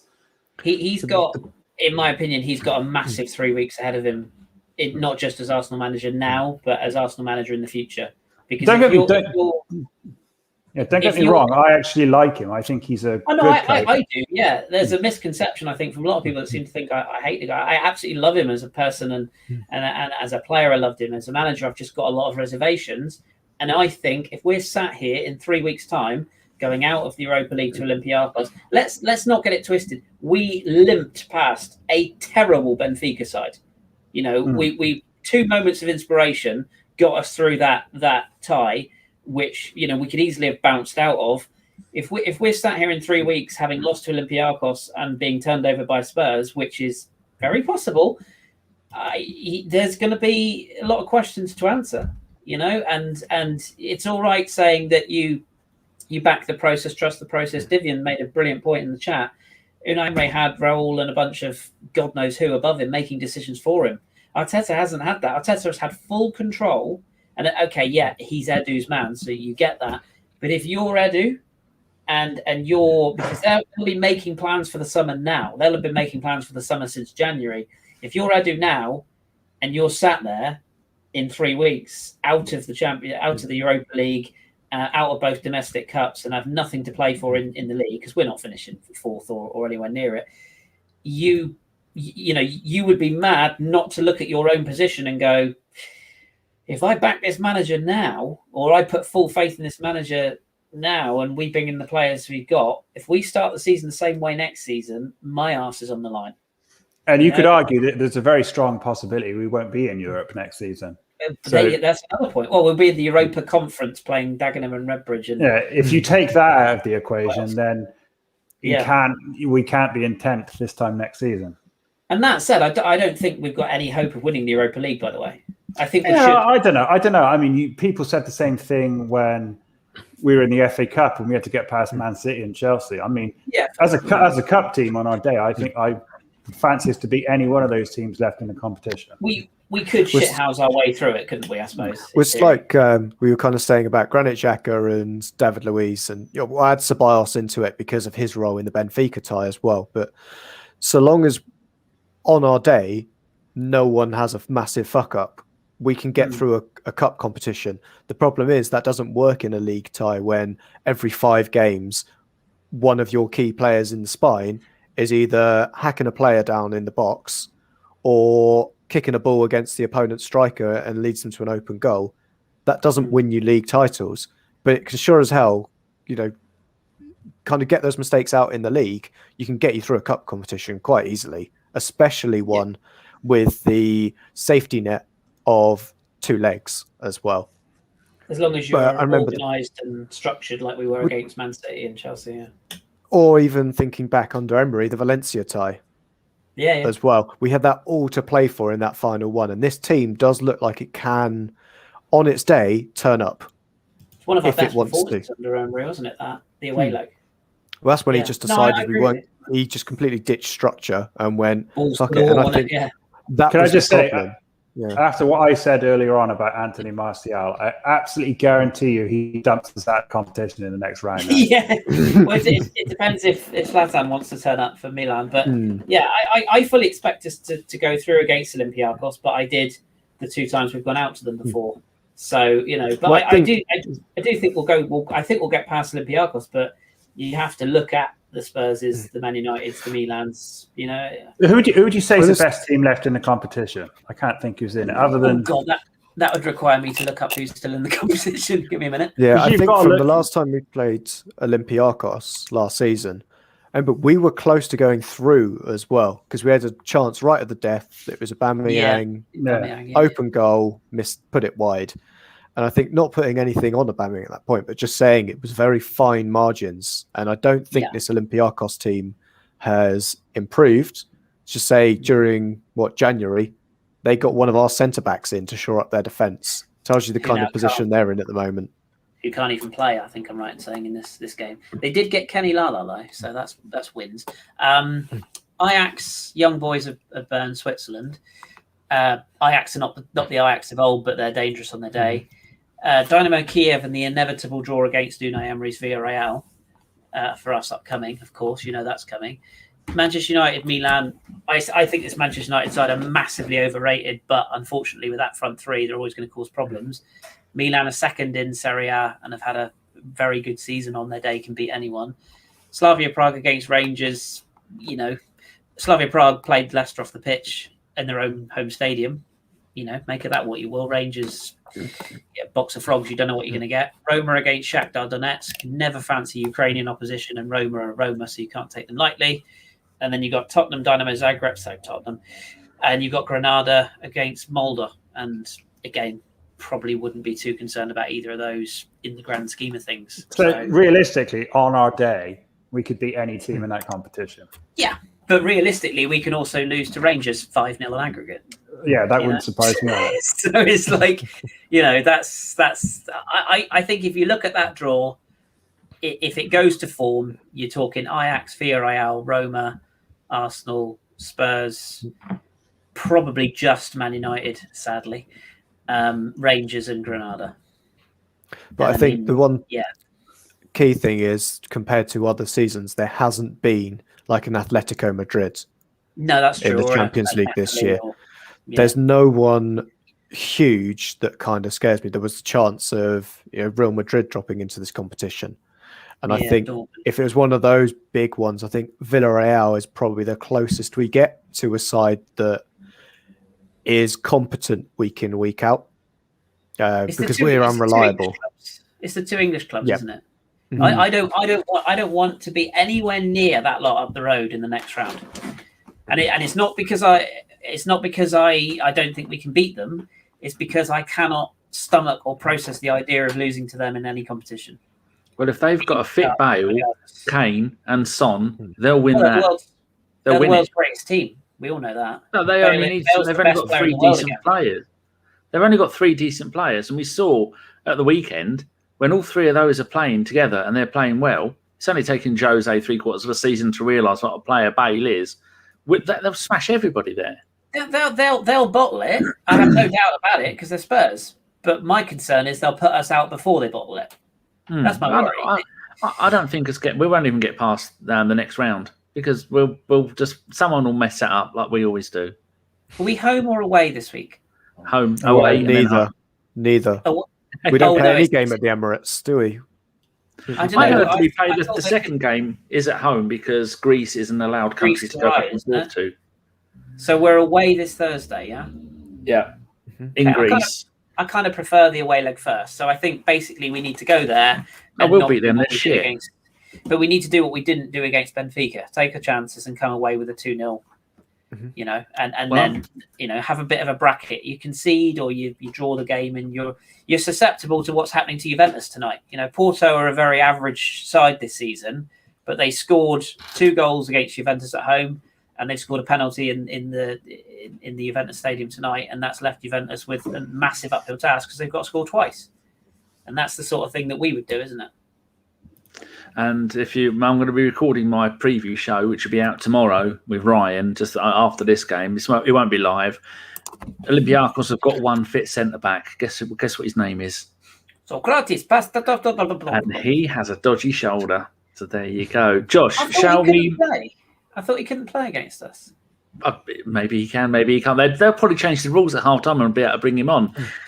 Josh, do you want to do the listeners' questions? I can't say no, can I? It's too late now. Say no. We've got 1 second to get it all. Oh, there you go. You're late. Do as many as you feel like you want to do because Chris has got to go.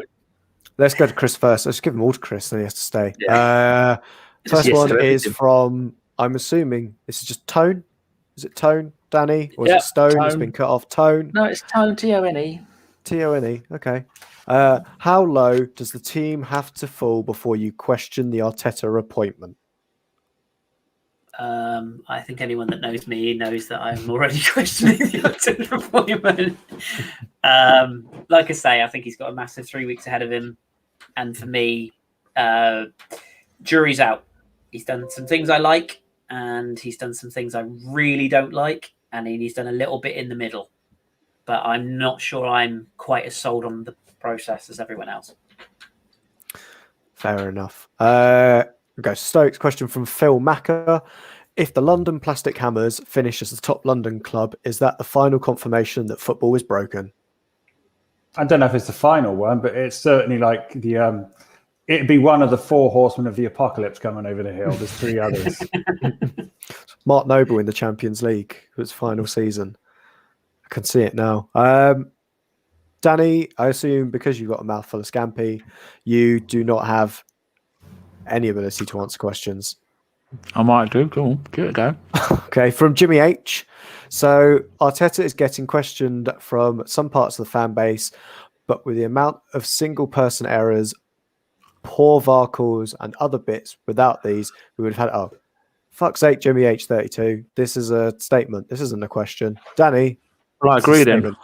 Okay, great. Why are you eating scampi like some sort of startled beast? Damn it. Fish. That's the perfect description of Dani if ever I've heard one. Startled beast. Yeah. Right. Yeah, I agree. I don't know what the question was or the statement, but yeah, Jimmy's usually on point with his stuff. Perfect. Great. I'll give this one to Stokes as well because he's more comedically inclined than Chris. Yeah, and that too. From Matt L. Roberts, he puts in brackets, this is a silly question. What is the best name you can come up with for what happens when Olympiacos beat us at home? Closest I can come up with is Socrates syndrome or Herediculous. Oh, that's good. They want me to assign some sort of moniker to when Olympiacos beat us at home. Mm-hmm. That's vaguely Greek. Colossus Thunderfuckalopodobidus. He's decent, to be fair. Good in the air. He was my second favourite dinosaur. Behind which one? Barney. Nicely saved. Yeah, there you go. Question for you, Chris, from Denver, Sai. me, by the way. What Denver's percent? Okay. Sorry, carry on. That's all right. I've just got to interject and say I am both simultaneously aroused and horrified watching Dani inhale that pack of scampi. That's bag 1 of 17. No, I'll keep because I tend to, if it's there, I'll eat it. If it's chocolate or crisps, so there's a big cardboard box. We keep it in Sean's room because I can't get in there. And my mum come round today to at the Tesco's delivery. She puts it away for me. I said, does Shaun have to endure sort of like 3 o'clock in the morning, you frantically scratching at the door trying to obtain scampi? Well, no, she's been living in Nottingham for the last 4 years, so I'm not going to go. Well, I probably would go there for scampi fry. And so I said I wouldn't mind some. So she brings in the huge box. Her mum brings in and said, "Right, you can have 3." So I had these cheese and onion, McCoy's, and these new ones that are What possibility is there that you're going to be howling at the moon at 3 a.m. in some sort of scampi-induced stupor? Well, I bought for Christmas. My mum gives me 300 quid and said, "Buy what you want." So I bought a box of 24 of these and 24 of the bacon ones. And you spent 300 quid on fucking scampi? No, she gives everybody 300 quid each and says, "Buy what you want," because I don't know what you want. So I did the same for my birthday on the 10th of October. I'd eaten half of them before it even got to my birthday. Jesus I did Christ, 6 man. each a day. Join us next week for Diabetes Weekly. When you go to the toilet, it must be like trying to pass shipping rope. Josh, please, for Christ's sake, stop this. I think this is the best content we've had for the whole show. It's what the people really want to hear. So Danny's clogged up his bowels with just. I've got shit since the last time we were good. Oh my God. You're single-handedly keeping Scampi fries afloat, aren't you? Sorry, I'm going to stop. I keep interrupting. Don't use the term afloat, for Christ's sake. That goes a whole other way. Right. No, it's given me a chance to actually read through the questions, as some of them we've covered already. So I know. Oof, where are we going to go there? That's a good idea. I've only been doing this 9 know, years. Right? So, Dani, I've got a question for you, actually. It's from Matt L. Roberts. He says, can Dani update us about the women's team? Shit. My Dima's leaving at the end of the season. 1-4-0, 1-4-0. Not going to win it this season. Oh, yeah, she's still getting loads of goals, but yeah. Off to Lyon, Chris, apparently. Yes, to join Ega Hectorberg. Because Lyon are the greatest women's football team in the history of football, apart from Arsenal, but that was back in the 90s. And what country are they from? That's right. Yes, they are. I don't know, Bulgarian. Greatest country. Yeah, but they've got a Norwegian and a Dutch woman. All details, Josh. Move on. All right, fine. Question for. Well, let's go for everybody.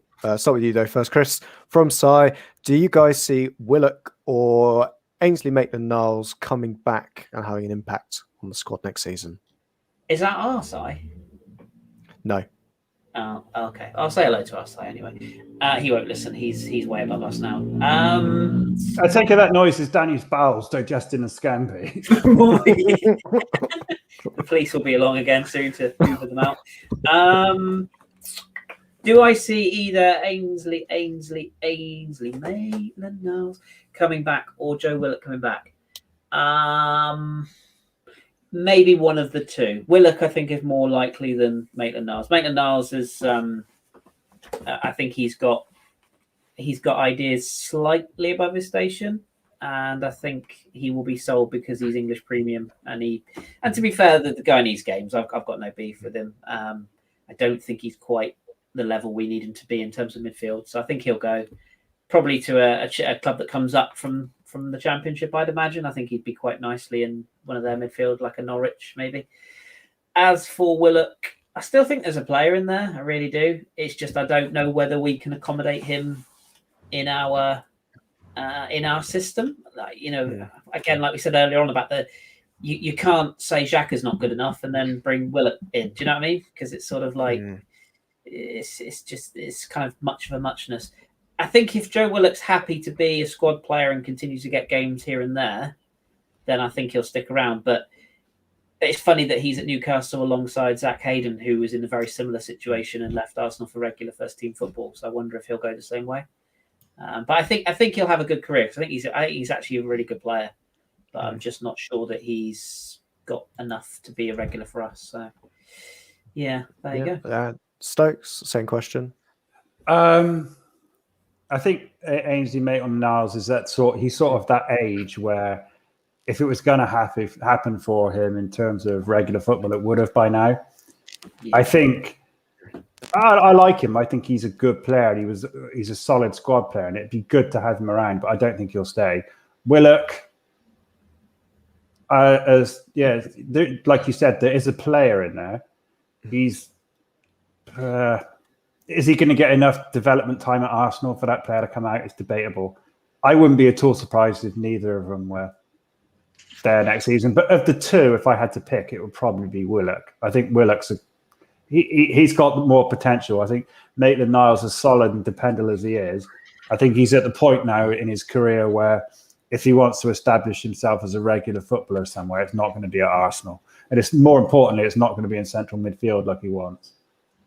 Yeah, I think he's got a bit of the Oxlade-Chamberlains about him, that if he wants a career at the highest potential level, then and playing week in, week out, stick of being a winger, you'll get. Incidentally, I don't think I bet money Chamberlain's not at Liverpool next season as well. Yeah, I'd be surprised if he was there either, unless they need him for homegrown quotas. I think that's all he's there for now, because he just doesn't offer them much in that midfield, and we all know they're wide players. He's not going to compete with Salah and Mane. He won't even get in the team above Shaqiri at the moment. That tells you everything you need to know about how his career's not necessarily gone in the direction he wanted. But fuck it, he probably laughs at me with my 0 Champions League medals for sitting on the bench. Don't do yourself down, Trish. That's true. I could sit on anybody's bench and get a Champions League medal. So could Dani. Just the bench would go like that very quickly. He'd be eclipsed by boxes of scampi fries. Actually, that you could counterbalance. Dani could sit on one end of the bench and just stack scampi fries at the other end, and it would just be nice. He could act as a deterrent to opposing attackers, just rampantly devouring scampi fries as a means of off-putting them. Just by so many at Christmas, my gums hurt because they're sharp. Seriously, I was on soft food for 3 days. You're going to be like Jerry Springer in 5 years, aren't you? He's like, we had to take the side of Danny's house off to airlift him to safety.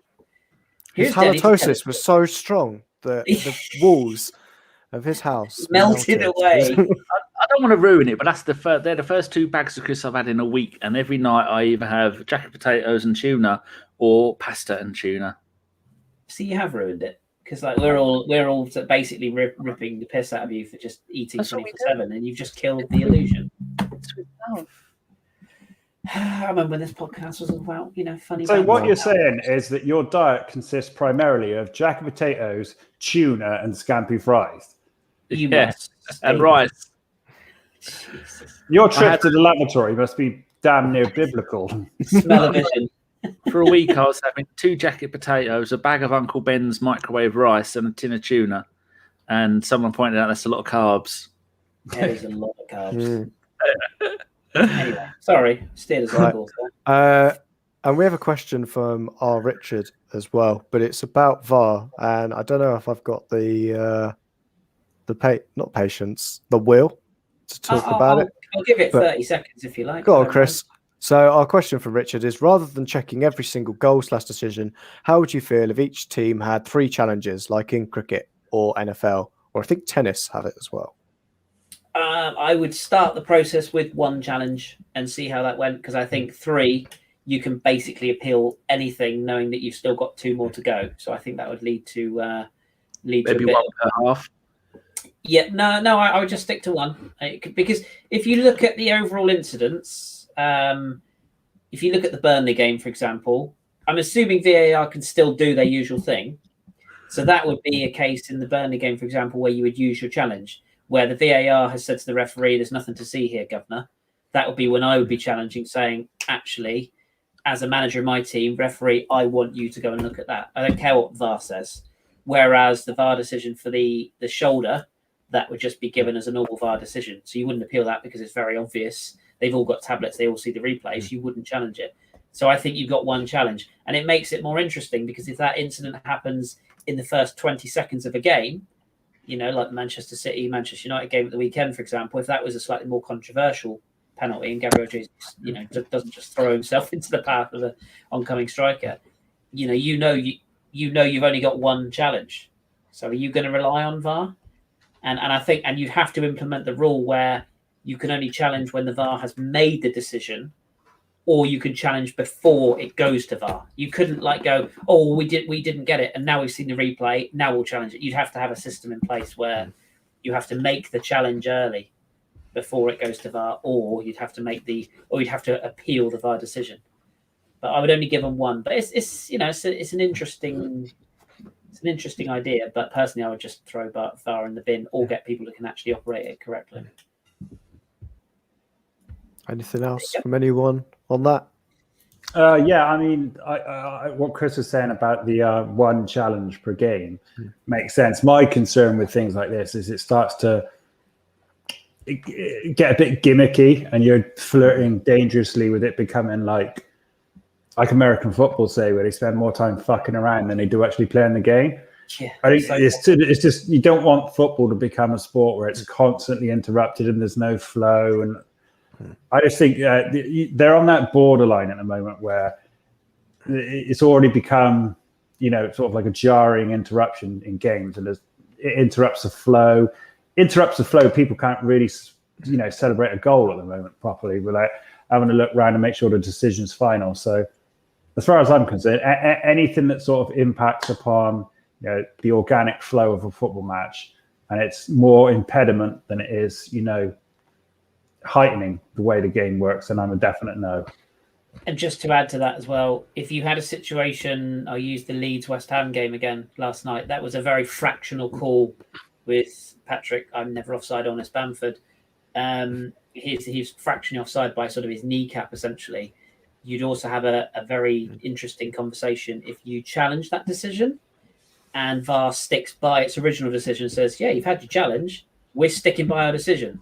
And that creates, I think you would end up then going down a legal route where clubs, like we said earlier on about Sheffield United, their seasons could hinge on that. And I think, because they would be saying, well, we've made the challenge because we've seen the pictures and we know that he's actually onside. And then you'd start having corruption talk, and it would be very serious. I don't know how much you can say that one game sent us down when you were shit in the other 37. That's also fair. I think it's a really, like you said, Stokes, you'd end up having like a big scoreboard with like challenges remaining, and it would all get very like, it's one step away from Americanized. Hi there, we're going to the penalization zone sort of conversation. And you'd have an ad break for 20 minutes, and that 365 thrown down your throat for 20 minutes. Doing this bit when you were doing that accent. That was actually a throwback to my utterly fucking woeful American accent. And the other problem you've got with VAR as well is you can't really road test it at lower levels because they haven't got the technology. You'd have to go in at the very top level. VAR light for the championship or something. There's talk of it, isn't there? Yeah. Yeah. God. It's VAR but without the arseholes. What you want is a system like the goal, like the ball over the line. That's what you want, isn't it? For me, what I'd want is some competent fucking referees. That's too hard to ask. That is kind of like the place you start. You just before you implement, just get someone who knows what they're doing. Spend some money on like Hawkeye, where the players like the technology. Well, maybe not. Do what we've done. They all the players wear sports bras that track their movement throughout the whole game, every single game. Just simply put that into the shirts. They've got the technology. They can put it in the ball. Just build. Footballer shirts are worth £100 for a match day shirt nowadays. They're all, cellophaned and God knows what else, and they're all streamlined, all this shit. Just put a chip into the shirt, and because then you eliminate the issue of is his arm offside or leg, because if you put the technology into the shirt or shorts or socks, it's very easy to then have the clear decision. They're off, they're on, that's it. You always get someone that's an inch on or offside, but it's got advantages to the technology as well. Like Chris said, you could always put like a chip in a shirt and have someone who has access to the chip that can just zap the fuck out of Granit Xhaka when he's about to do something stupid. keep him away from our goal. Josh, if I said to you we lost to Burnley, I know we didn't, but just say we lost that game to Burnley because Chris Wood scored with let's say his kneecap, literally his kneecap, or the point of his elbow is offside and he scores. Yeah, we're all sat here going, oh fucking hell, it's offside. But would you be more annoyed at that where it's a marginal call, or are you more annoyed at a blatant refusal to look at a handball which is clear for all to see? I'd be more annoyed at the latter than I would about a close call offside goal. So I think whichever way you cut the offside rule, you'll always have marginal calls. Exactly. Whichever way you do it, it's going to happen, because even with like the daylight rule, oh, this guy had an inch of daylight in there, or a centimetre of daylight, or even a millimetre, because we've got the technology for it. That's always going to be a case, which is why I kept saying to a lot of people on Twitter, they get very annoyed with me. They say it doesn't matter which way you do it, you're always going to get marginal calls. You cannot have an offside rule that eliminates an inch tolerance. Yep. Because the tolerance is only going to get bigger. It's always going to be the case. Just make it. It doesn't matter which way you do it. Well, I think the problem is, and I think it's where the Wenger rule comes in, going back to it, is that rule is not for leagues that have VAR. No, that's true. VAR should be the one that's covering. What he's trying to do is make it easier for linesmen, down on Sunday League level, or even League 2, League 1, where they don't have any technology to help them through. He's trying to make the job easier for linesmen. Look a lot to get the call done immediately. And I think that's the thing for him. And yeah, we are seeing marginal calls now because of the offside rule, but even with the daylight rule, they'll get reviewed anyway. Look at the decision the Leno gave in that Leeds game. He called that with his naked eye, and he got it absolutely spot on. Do you know what I mean? And yet, to the naked eye, he looks onside. You thought Leeds had gone 1-0 up, but he got that spot on. And he also made a brilliant call with the ball that got out of play, which would have been very hard to see from that angle. So they're not all bad. Like, there's some very good officials. So I mean, it's like absolutely. You said, no hard and fast rule, is there? No, and I think that's the thing when you look at things in the whole, is when we make rules for football, they're not for people who have technology necessarily, because that's only 10% of the entire game. They've also got to look at it from the case of other bits and pieces, and I don't think the challenges necessarily works. I'd rather get the officials to be competent and the rules to be correct rather than throwing challenges in. We're all at fault as football fans, aren't we? We asked for this. We wanted those marginal calls. We were the ones that moaned that we didn't get, and now this is what we've got. Oh yeah, we see it. We see these marginal calls now coming down to the millimetre, but that's because we had the inclination that we thought, I reckon he's off there by about an inch, and now we just see them in real time, and it annoys us. But I think the problem is how long it takes, and the fact that even when you can blatantly see that there's an issue there, that it's still given incorrectly.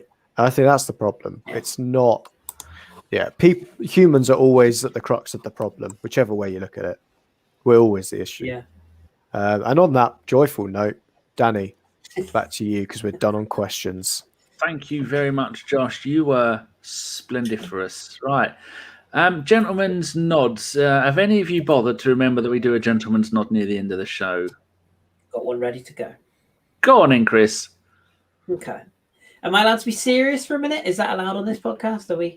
My one is quite sad, but carry on. Well, so is mine, but I don't know. Maybe we'll go down the same route. I'll go and cross that off of mine then. Yeah, you do it. Well, I'll go down my route and let's see if you're thinking along the same lines as me. If you like podcasts, dear listener, you'll know who Andrew Mangan is. He's known as Arsblog, and he lost his father to COVID-19 last week. And I think I probably speak for everyone. I know I speak for you, Dani, when I say that Andrew's podcast and the Arsblog name was the very first introduction I ever had to podcasting from an Arsenal perspective. Before there were 487,000 podcasts about Arsenal every week.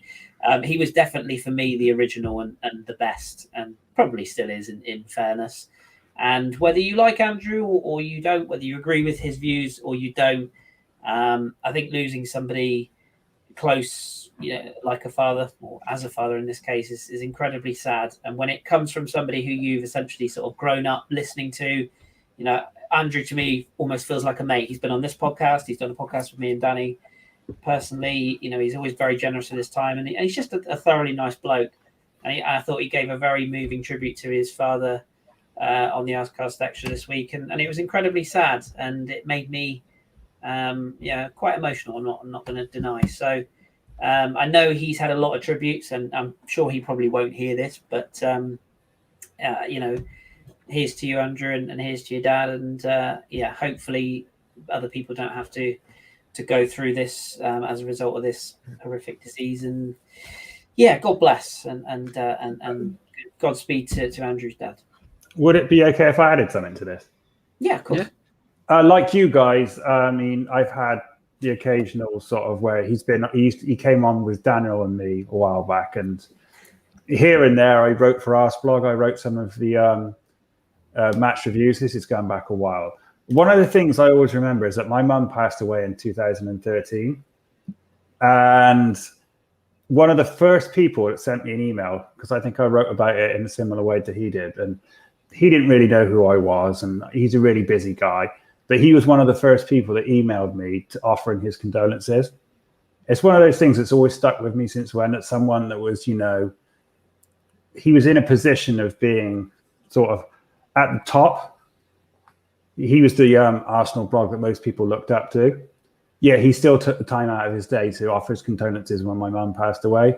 It's just one of those little gestures that I really thought, sums up how much of a good man he is and how much class he has. It's just one of those things that I've always remembered since that time. And, I just have the utmost respect for that man. I think he's a really good guy, and it's sad to see him going through something like that. Yeah, well said, yeah. Do you want to add to that, Josh? Or it feels like we're all in I the same don't think page. I don't think there's really anything further to add, and any other shout out that seems, not right. I think we should definitely all shout out to Andrew. We're all thinking of him in this moment. Yeah. Well, yeah. mine is along the similar lines. I do I like doing a preview show with Ryan in a bit. Ryan hosts a quiz on an Arsenal quiz, and Mike McDonald, who does all of the questions for the quiz, his mum passed away this week. He lives in America. His mum's in England, and it was out of the blue. Had no idea it was going to happen. And then recently, like you were saying, with Arsblog, lost his dad who was in his 80s. Graham, who does the same old Arsenal, lost a parent. Mancunian, who's a friend of the pod last year, he lost his mum and his nan, I think both to COVID. Lee Judge has lost his dad. And Yogi's Warrior, someone who we probably all seen from Twitter, he passed away around Christmas time. And I remember he came on with Daniel and I back in the day quite a lot. Yogi's Warrior did. Yeah. Really nice guy.